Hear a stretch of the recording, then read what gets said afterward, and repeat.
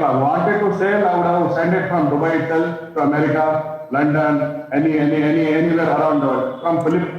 सैयद समीर हुसैन साहब हैं, फिलीपींस से आते हैं। फिलीपींस में इनकी माइंस हैं, उस माइन की खुदाई में पहले तो वज्र मिला भगवान शिव का, तो उन्होंने वज्र रख लिया।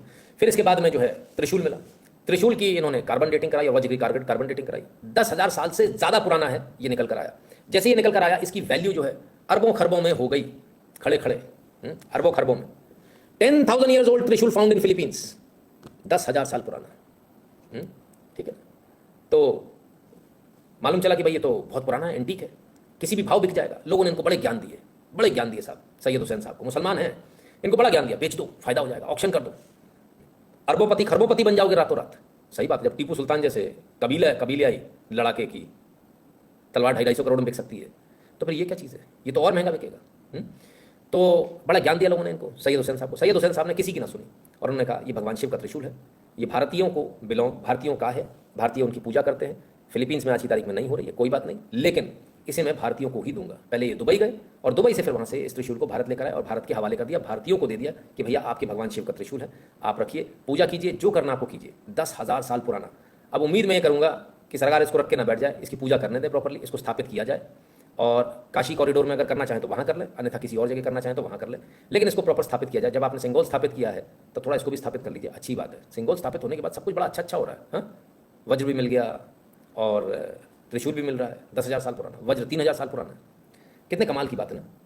कहाँ सर जो है हम लोग खुद ही लोग जो चोरी करने वाले लोग मौजूद हैं, और कहाँ सैयद हुसैन साहब जिनका खुद का था, वहाँ के कानून के अनुसार उनकी माइंड में निकला उनका खुद का, बेच सकते, सब कुछ कर सकते, लेकिन बेचा नहीं त्रिशूल, भारतीयों को देने हैं, हिंदुओं को देने हैं। और वो खुद भी मानते हैं कि उनके पूर्वज जो हैं वो उनके पूर्वज हिंदू ही रहे होंगे कभी ना कभी।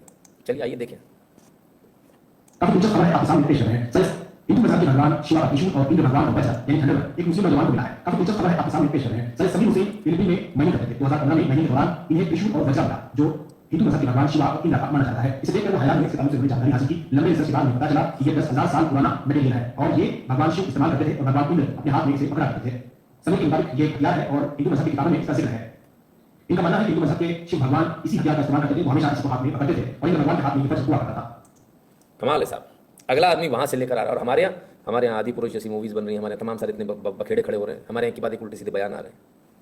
हमसे तो ये सैयद हुसैन साहब ज़्यादा अच्छे हैं। नहीं, सोचिएगा ज़रूर, विचार कीजिएगा इस बात पर। अंकुर जी कहते हैं